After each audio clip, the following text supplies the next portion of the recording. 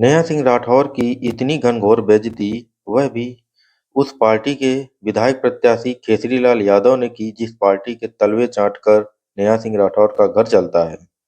केसरीलाल यादव ने कहा, कौन है यह नेहा सिंह राठौर?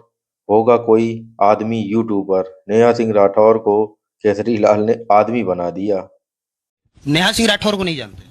मैं कहाँ से जानूंगा महाराज जी? यूपी में काबा करके जो गाय योगी आदित्यनाथ अपने विधानसभा में उसका उन्होंने जवाब दिया। ना ना ना ना, मैं उसको नहीं जानता, क्योंकि रीजन ये है कि कोई फेमस तो है नहीं वो भी, मतलब कि होगा कोई यूट्यूबर टाइप का आदमी जिसने कुछ कहा होगा, तो ऐसे सब लोगों को नहीं सुनता।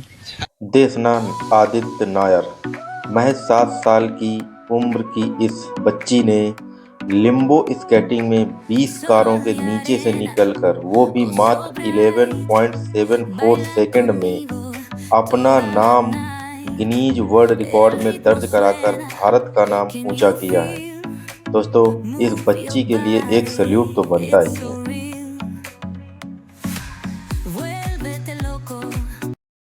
तिरुपति लड्डू मिलावट विवाद को लेकर विधानसभा में पवन कल्याण का बयान इन दिनों सोशल मीडिया में वायरल हो रहा है।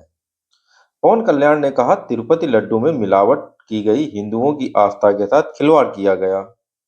यही चीज अगर इस्लाम या ईसाइयों को लेकर हुई होती तो पूरे देश में हिंसा भड़क चुकी होती या तनाव का माहौल होता।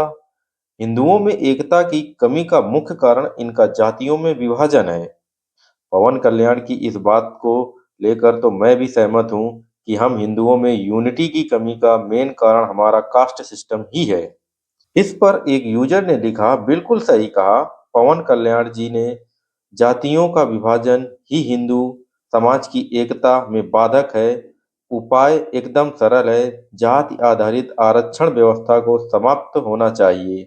आरक्षण के कारण ही जाति सामने आती है और विभाजन को जन्म देती है। इस यूजर की बात को लेकर भी मैं सहमत हूं, क्योंकि अगर जातिवाद को खत्म करना है तो हमें जाति आधारित आरक्षण को खत्म करना होगा।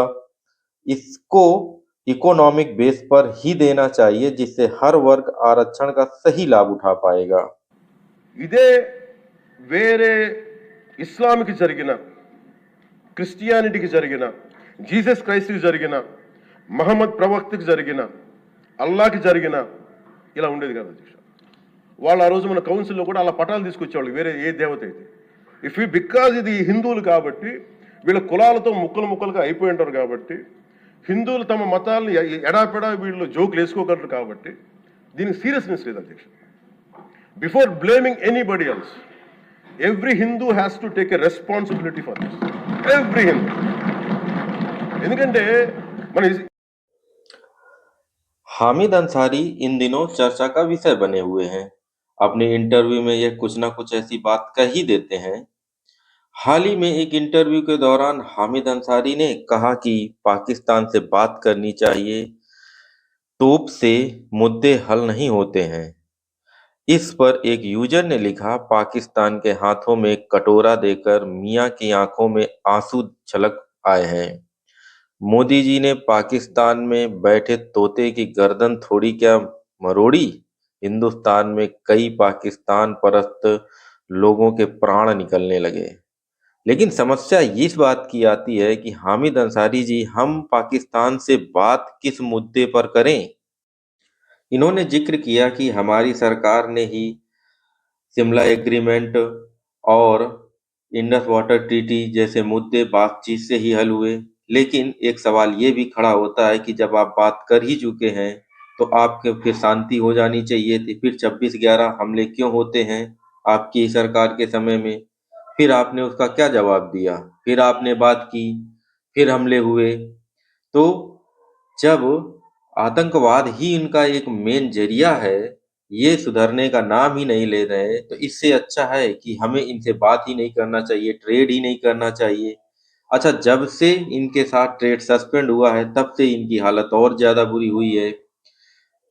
पाकिस्तान के साथ सबसे बेस्ट तरीका यही होगा कि इंडिया को ट्रेड सस्पेंड रखना ही चाहिए। बांग्लादेश से खराब हो गए हैं, पाकिस्तान से खराब हैं, तो इनको ठीक करने का तरीका एक ही है, बातचीत से, और कोई तरीका नहीं। तोप से नहीं होगा ये तय। क्या आपको लगता है कि भारत को पाकिस्तान के साथ डायलॉग फिर से शुरू करना चाहिए? फिर डायलॉग में क्या जाता है,